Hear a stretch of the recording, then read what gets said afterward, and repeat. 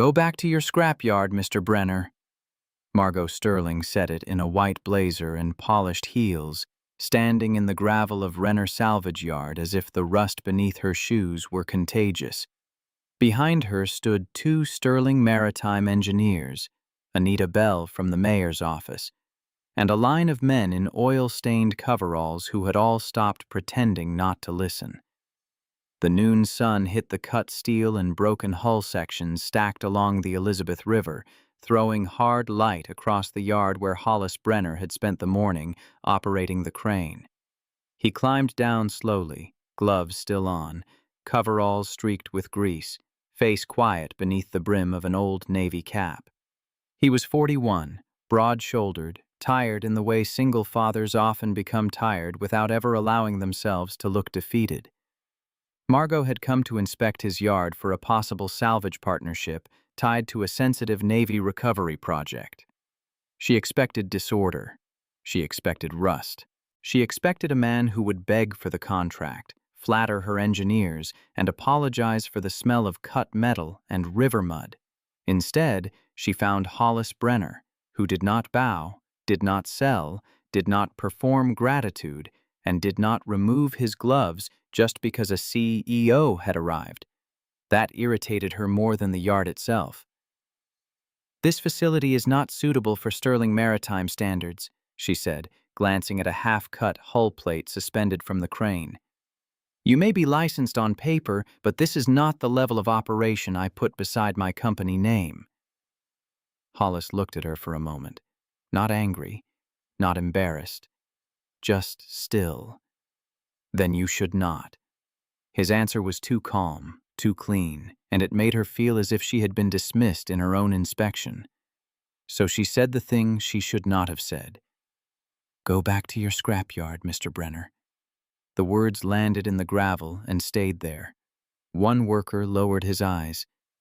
Anita Bell turned slightly, as if considering whether to step in. Hollis did not answer. He only looked once toward the river, then climbed back onto the crane and finished the lift. Margot turned away, heels grinding rust into the ground, certain she had just ended a waste of time. She did not know that the man she had mocked had once stood on the bridge of a destroyer in 55-knot winds and brought 12 men home from the edge of death. She did not know that her own father was one of those men.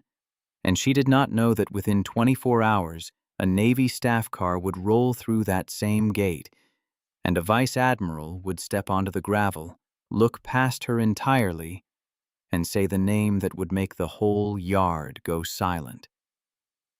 Captain Brenner. Before we continue, where are you watching from? Drop your city or country in the comments below. And if you believe in dignity, grace, and second chances, hit like and subscribe. These stories remind us that a man's worth is not measured by the dirt on his boots, but by what he carries quietly when no one thinks to ask. Now, back to Hollis Brenner.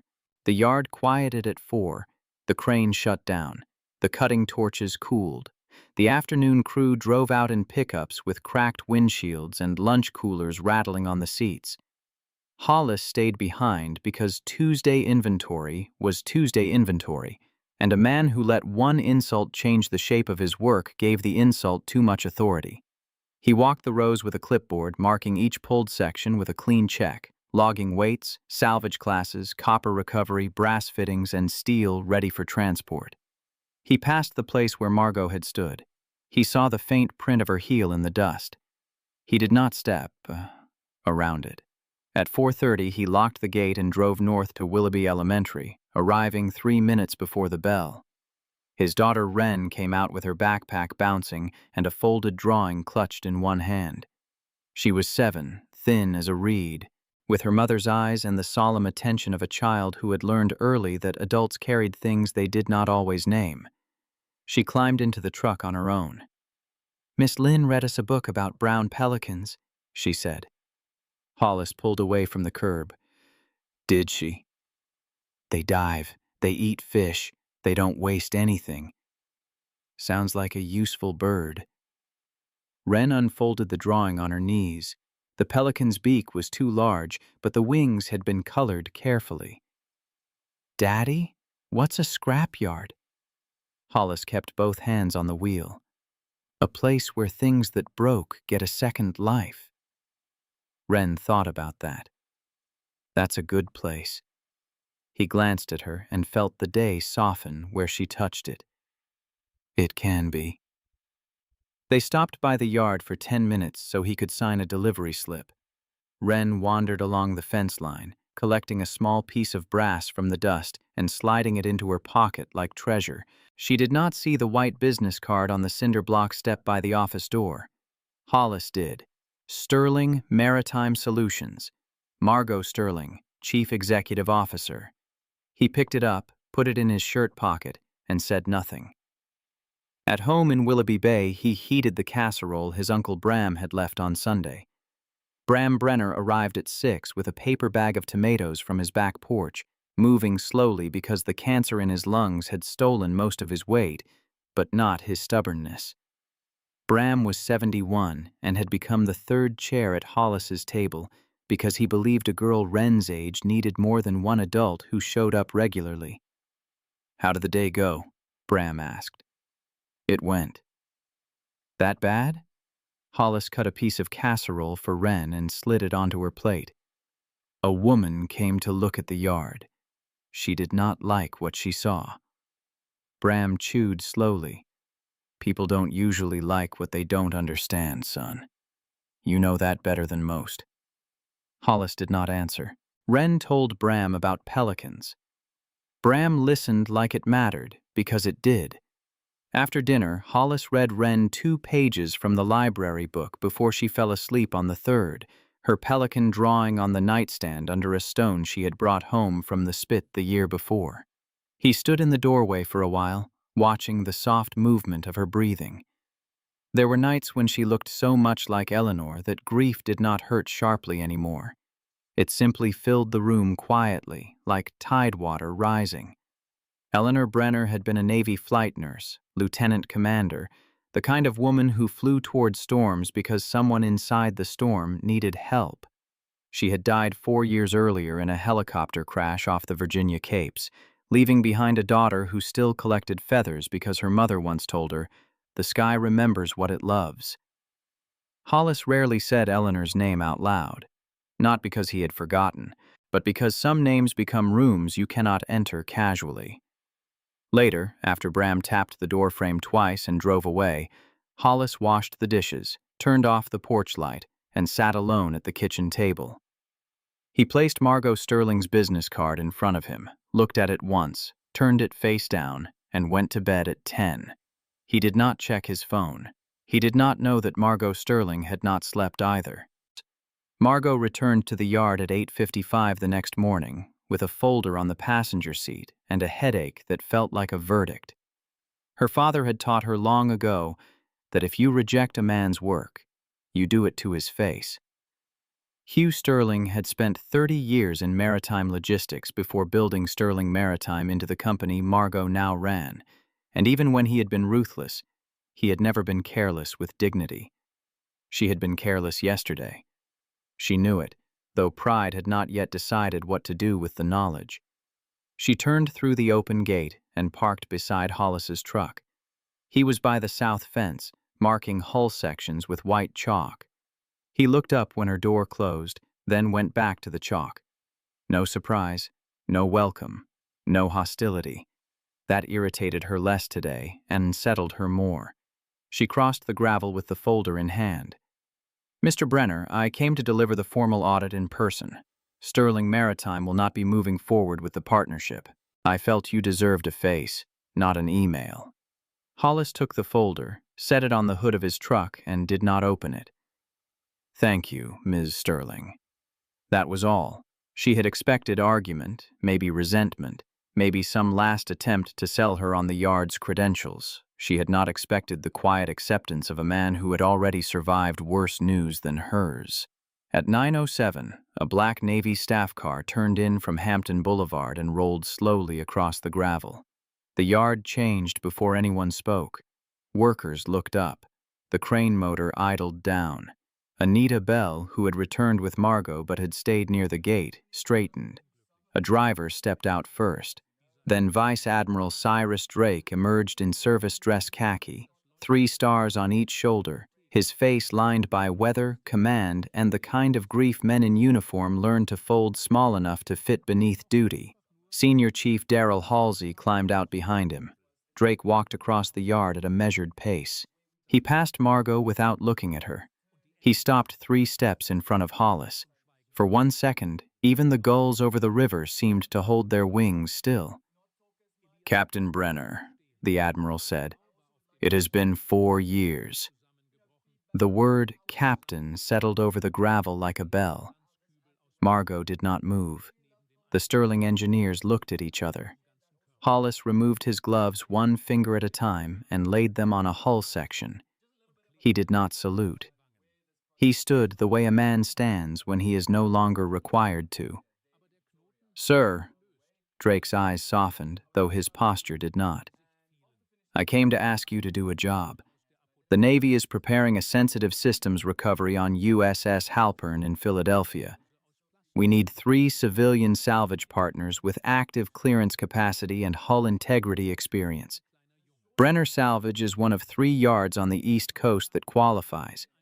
I came to ask you in person." Hollis listened without moving. Margot's face had gone still. She had read his yard as rust, his coveralls as limitation, his silence as ignorance. Now a Vice Admiral stood before him like a man visiting someone he owed.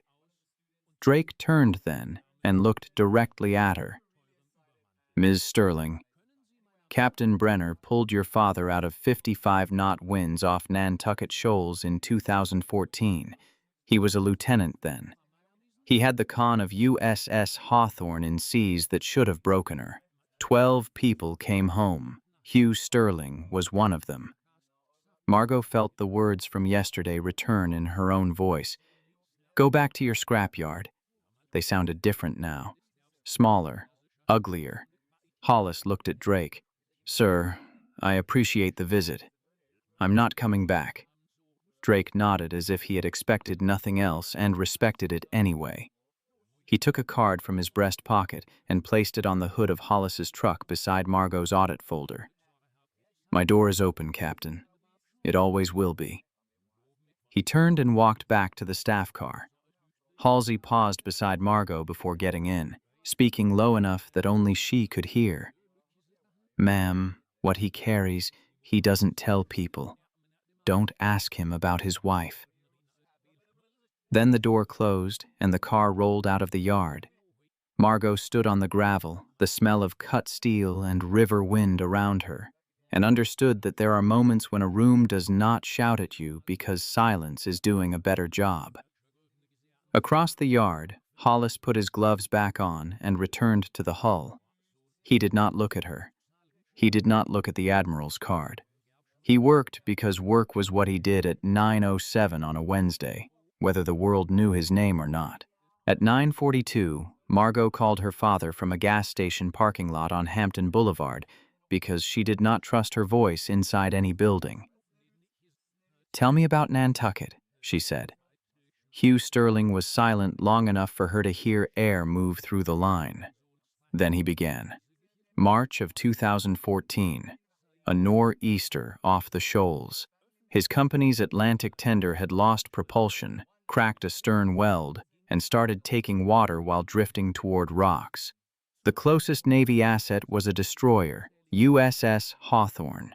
Lieutenant Hollis Brenner had the con.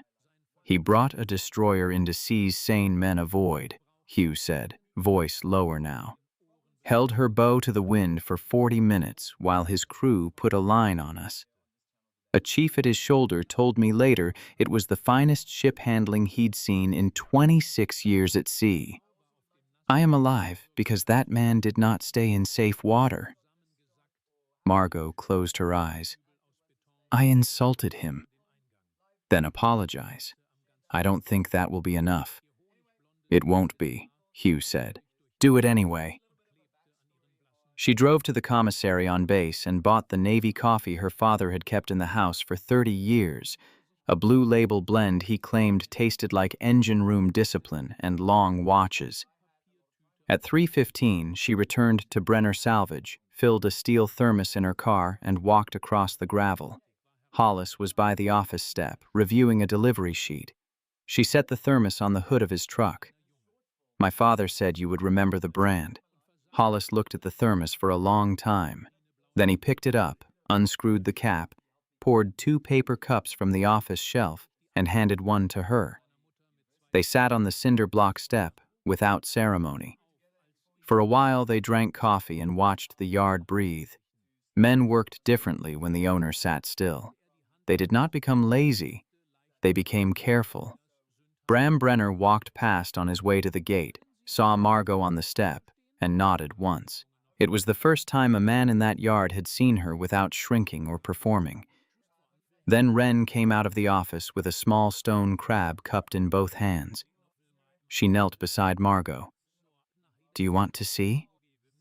Margot knelt too, her expensive blazer near the dust, her boots sinking into gravel. "Yes." Wren opened her hand slightly. "He pinches if you scare him." "Then I won't scare him." Wren studied her. "Are you the lady from yesterday?" Margot swallowed. "Yes. Daddy didn't say anything bad about you. There are mercies that feel like correction." Margot did not know what to say. Wren carried the crab back beneath the office step and watched it scuttle into the seam between 2 boards. Later, after Margot drove home and sat in her kitchen with her phone off, Drexel Vance called. He left a voicemail, polished and friendly, inviting Sterling Maritime to join a project he called the Elizabeth Riverside Renaissance. The prospectus arrived at midnight. Margot opened it at her kitchen counter in a bathrobe, a glass of water in one hand. The glass slipped when she saw the center of the map. Brenner Salvage Yard. 8 acres along the Elizabeth River, marked for rezoning into mixed-use residential development. Anchor parcel of a $42 million waterfront project. By morning, she had Anita Bell pulling land transfers, shell companies, registered agents, and every Vance Waterfront Holdings filing in Hampton Roads for 36 months. By midnight the next day, the pattern lay across Margot's kitchen table in yellow highlight and red pen. Drexel Vance had acquired 14 contiguous parcels through 4 shell companies, sharing the same registered agent in Virginia Beach. 13 parcels were assembled. The 14th, the keystone without which the development had no waterfront access, was Brenner Salvage Yard. She brought the maps to Hollis the next morning and spread them across the hood of his truck. He looked at them and did not seem surprised. "Drexel Vance has been trying to take this yard since 2022, he said. He just couldn't say why. Why does he want it?" Hollis's eyes stayed on the map. "Old story. I told it once. I won't tell it twice." She did not push. Wren came out from behind the office holding a white scallop shell and placed it in Margot's hand without explanation. Margot put it in her blazer pocket because she did not know what else to do with gifts from children who saw too clearly. That afternoon, Senior Chief Halsey came by with a foil-covered dish from his wife Marjorie. Striped bass for Bram. On his way out, he stopped beside Hollis at the gate. "Sir, there's something in my apartment safe you need to know is still there." Hollis's jaw tightened. "Chief, I told you to burn it." "With respect, sir, I didn't, and I never will." Halsey drove away. Hollis watched the dust settle, saying nothing. Margot saw his face then, and understood that Drexel Vance did not only want land. He wanted something buried under the history of the land, and Hollis Brenner had spent years letting it stay buried because grief had made him too tired to keep fighting. The answer arrived through a phone call at 10:30 the following night. Marjorie Halsey's number appeared on Margot's screen, but the voice belonged to Senior Chief Halsey, careful and low. "Ma'am, if you want to know why Drexel Vance wants that yard so badly, meet me at Cure Coffee on Granby at 0700. Bring a manila envelope." Don't tell the captain. Margot was there before the cafe fully woke. Halsey sat in the corner in jeans and a fleece, looking older out of uniform and somehow more dangerous. He slid an envelope across the table. Read it here. Don't take it out of the building. Inside were photocopied helicopter maintenance logs and a Navy report marked classified across every page. Atlantic Fleet, MH-60, Maintenance Subcontractor Review, December 2021. Lead Investigator, Commander Hollis Brenner. Margot read the first page, then the second, and the air changed in her lungs. The report concluded that Vance Maritime Logistics, a subcontractor based in Chesapeake and controlled by Drexel's brother Lyle Vance, had falsified 11 maintenance log entries across 7 Atlantic Fleet helicopters between 2019 and 2021.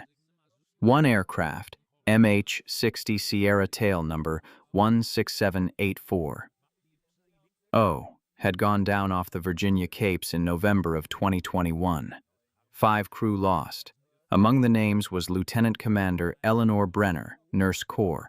Margot read it twice. Nurse Corps, a flight nurse. Hollis's wife had died in a helicopter tied to falsified maintenance logs by a Vance company. He couldn't investigate the crash, Halsey said quietly. Personal involvement, but he could investigate the contractors. He chose what he could still touch. The audit debarred Vance Maritime in January. Lyle Vance died by suicide in March. Drexel has blamed Hollis ever since. Margot closed the envelope slowly. Why was this classified? Active programs, procurement exposure, embarrassment. Choose your poison. Why didn't Hollis fight to publish it? Halsey looked out the window. Wren was 4. Eleanor wasn't coming home. He chose being a father over being a witness in hearings that would eat the rest of him. Margot drove to the yard with the envelope on the passenger seat. Hollis was behind the office checking a generator. She held it out. Halsey kept these. Hollis took the envelope, looked at the first page, and set it on the workbench without finishing. I told them to burn it. Why didn't you fight? He looked at her for a long time. Eleanor was not going to come back either way. Wren needed a father, not a man at hearings. Margot's voice came out quieter than she expected. There is a public hearing on your parcel in 8 days. I know. When did you find out? 52 days ago. You didn't tell me. The day we met, I chose not to fight. She stepped closer. She did not raise her voice. She did not need to. You are going to fight now, and so am I. Hollis looked at her, then at the envelope, then toward the office where Wren was drawing at the old desk with crayons laid in neat color rows. He did not say yes. He did not say no. He picked up the envelope, walked inside, and placed it in the bottom drawer of his desk. That was enough for the first day. Over the next week, Margot moved with the focus of a woman trying to repair one sentence with every action she could still choose. Sterling Maritime and Brenner Salvage signed a memorandum of understanding, 4 pages long, with a 4th-page clause Margot wrote herself. Any rezoning, eminent domain, or zoning action against the Brenner parcel would trigger full pro bono legal and procedural defense by Sterling Maritime without limit of time or expense. Hollis read it twice. My daughter's name appears nowhere? Nowhere. He signed. On Sunday, Wren asked Margot to come to Willoughby Spit. Hollis stood near the truck while they walked barefoot along the waterline, Wren explaining brown pelicans, shells, horseshoe crabs, and the difference between quiet birds and greedy birds. A flock of pelicans crossed low over the channel, single file, wings almost touching the water. Wren counted them. 7. Margot laughed once, unexpectedly, when Wren said seagulls looked like businessmen who lost a sandwich.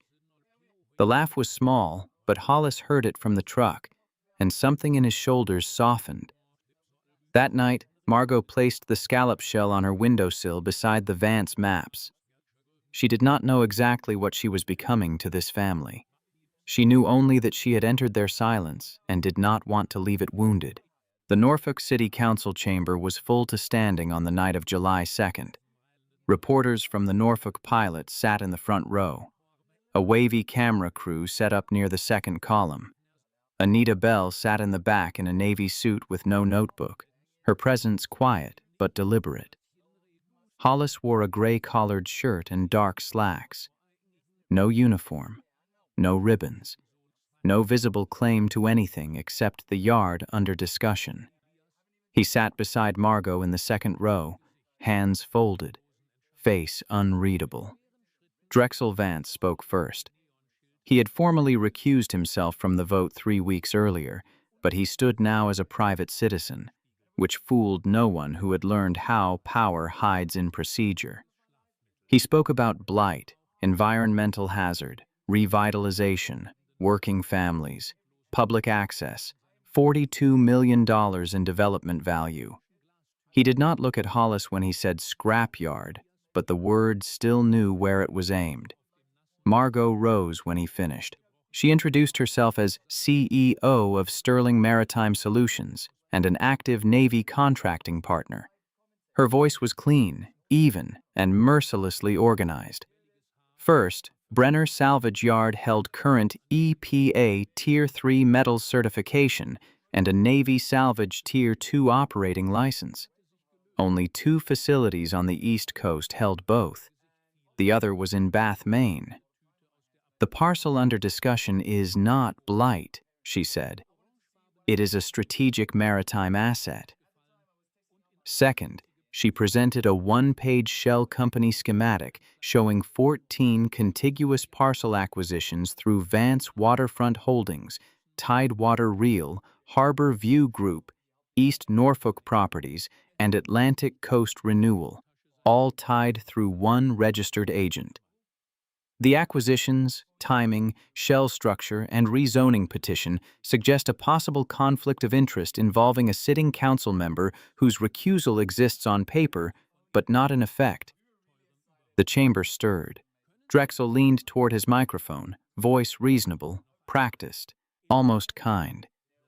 Ms. Sterling, you came here to defend a scrapyard owner. Why?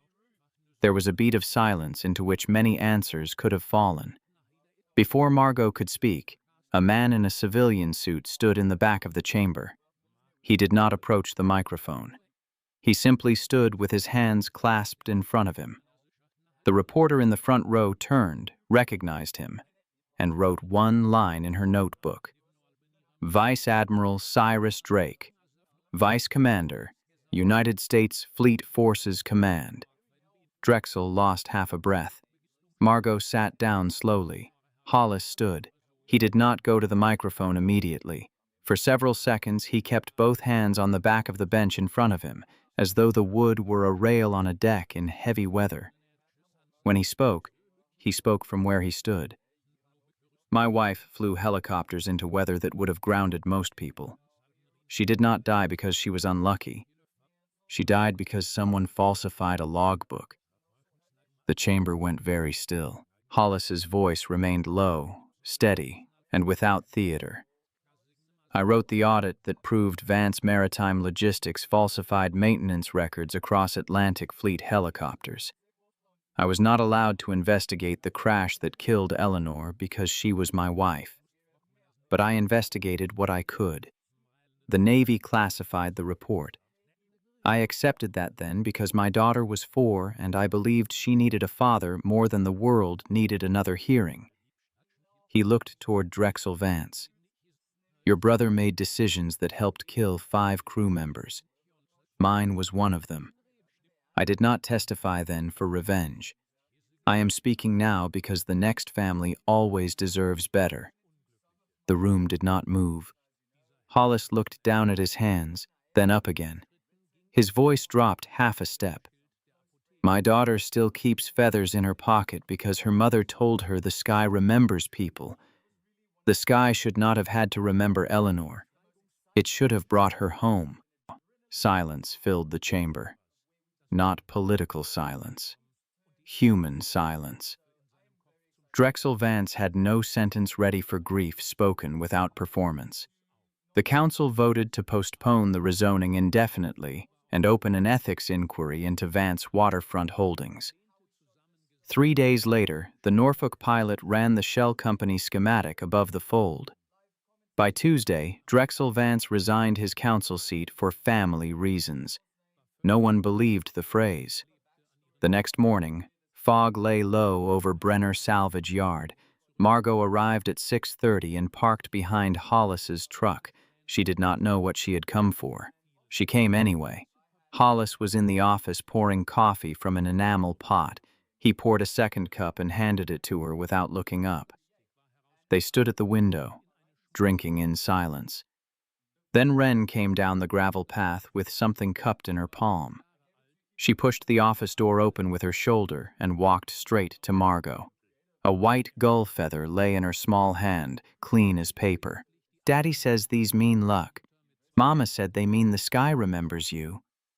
She held it out until Margot took it. The room held very still. Bram watched from his folding chair in the corner, oxygen tube looped over one ear, and nodded once. Slow. Hollis stood by the coffee pot with his cup in hand, looking at the floor. It was the first time in 2 years that Wren had said the word "Mama" in the open. Margot placed the feather in the inside pocket of her coat because she did not trust herself to put it anywhere else. The weeks that followed did not make life simple. Real redemption rarely arrives like a clean sunrise. It comes with hospital visits, legal filings, contracts, grief, casseroles, and dishes in a sink. Vice Admiral Drake called Hollis that afternoon from Fleet Forces. "Captain, I'm offering you a civilian advisor position with Eastern Surface Operations Recovery. No uniform, no deployment. You share what you know on your terms." Hollis listened. Drake continued, and his voice changed. "I also need to tell you that I signed the classification order on your 2021 audit. I told myself it protected active programs. In truth, I protected my own decision-making. I was wrong. I am not asking you back because the Navy needs you. I am asking because I owe you the chance to return without surrendering what you became." Hollis was quiet for a long count. "I'll think about it," he said. "Not for the Navy, for Halsey. He kept the file when I told him to burn it." That same afternoon, Bram was admitted to Centara Norfolk General. The doctor said 2 to 3 weeks in the soft voice doctors use when they are trying not to injure anyone with honesty. Margot came that night with soup from a diner Bram had liked when he was younger. She sat beside his bed and said little. Bram took 2 spoonfuls, set the bowl down, and told her that Hugh Sterling had once been a young lieutenant on the waterfront, while Bram was a yard foreman, and that the world folds back into familiar shapes if you live long enough to see the crease. Hollis watched her sit with his uncle and did not say anything. Sometimes gratitude is too fragile to survive words. On August 1st, Hollis accepted the civilian advisor position. He did not put on a uniform. He kept the yard. He drove to Fleet Forces twice a week. The rest of the time, he wore coveralls and taught Wren how to identify useful birds.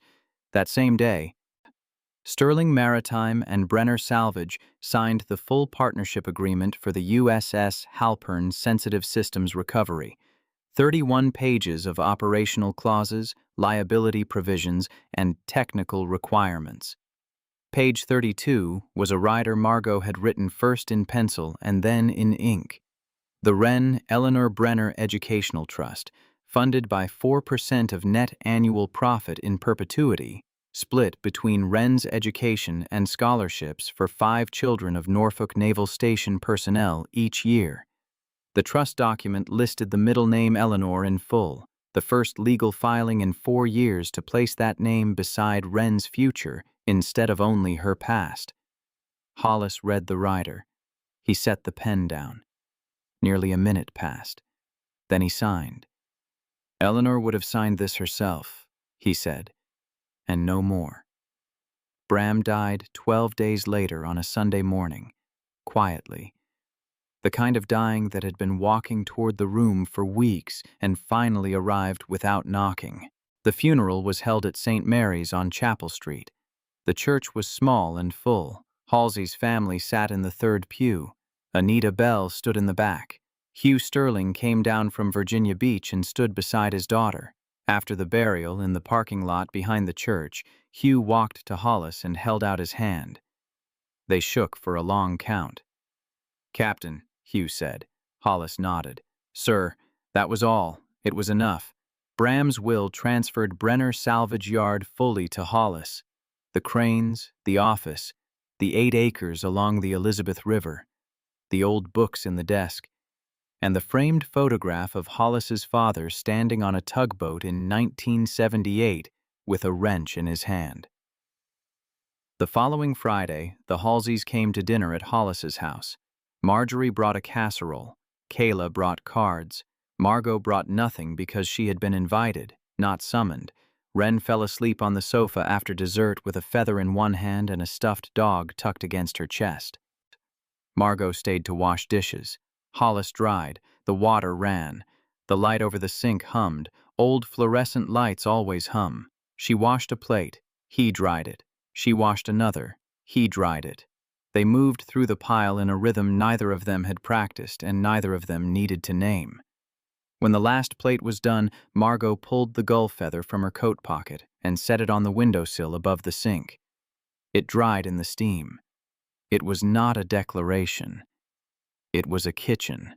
6 weeks later, in early September, with the Chesapeake wind carrying salt into the inland streets, Margot drove to the yard in a gray sweater and sneakers. Hollis stood at the dock behind the yard teaching Wren to tie a bowline. "Rabbit comes out of the hole," he said. "Around the tree, back down the hole." Wren tied it wrong, then right again. Her face shone with pride. Margot stopped at the edge of the planks. Hollis looked up, said nothing, and held out his hand. She walked over. The 3 of them went to the end of the dock. Low tide. Late afternoon. The river gold and quiet. Wren ran ahead to search the exposed mud for shells. Hollis stood beside Margot without turning. After a while, he said, "You once told me to go back to my scrapyard." Margot did not look away. "I did. And I came with you," she said. The silence that followed had room in it. After a while, Hollis touched the back of her hand with the back of his. Just that. The smallest consent. The lightest beginning. Down by the mudline, Wren held up a clamshell as long as her forearm and shouted something neither of them caught. In an office on Norfolk Naval Station that afternoon, a mail clerk delivered a plain manila envelope to Vice Admiral Drake. Inside was a single photograph. Hollis Brenner, Wren Brenner, and Margot Sterling, standing at the end of a wooden dock at low tide, the river behind them. Drake placed it beside an older photograph on his desk. Commander Hollis Brenner at the lectern during the commissioning of USS Sentinel, dress blues sharp, eyes already carrying more than most men could see. Drake looked at the 2 pictures together. He did not salute. He bowed his head once and returned to work. Hollis had gone back to his scrapyard. Margot had been the one who came with him, and for the first time since the sky took Eleanor, the silence in the yard was no longer empty. It had become a place where broken things and broken people could have a second life. Life often tests us in ways we never expect, and the story of Hollis Brenner reminds us of a truth too easily forgotten. Real strength lies not in recognition, but in quiet perseverance. Hollis, a single father and former Navy officer, faced ridicule, loss, and injustice, yet he never allowed bitterness to define him. He chose to focus on what mattered most, raising his daughter, honoring his late wife, and maintaining his integrity, despite the world dismissing his worth because of a scrapyard's rust and grime. When a CEO mocked him, she saw only the surface, unaware of the courage and sacrifices that had shaped his life. Yet Hollis's calm dignity, his steadfastness in the face of insult, ultimately revealed his true character. earning respect not through confrontation, but through the silent authority of experience and principle. This story teaches us that life's most meaningful victories are not always visible. Patience, integrity, and self-respect often prepare us for the moments that truly matter, where the world finally sees the depth of what we carry quietly. Now, we want to hear from you. Have you ever experienced a moment where patience and dignity changed the outcome? Drop your story in the comments below. And if stories like this inspire you, hit like and subscribe to our channel. Together, let's celebrate courage, grace, and the unspoken strength within everyday heroes.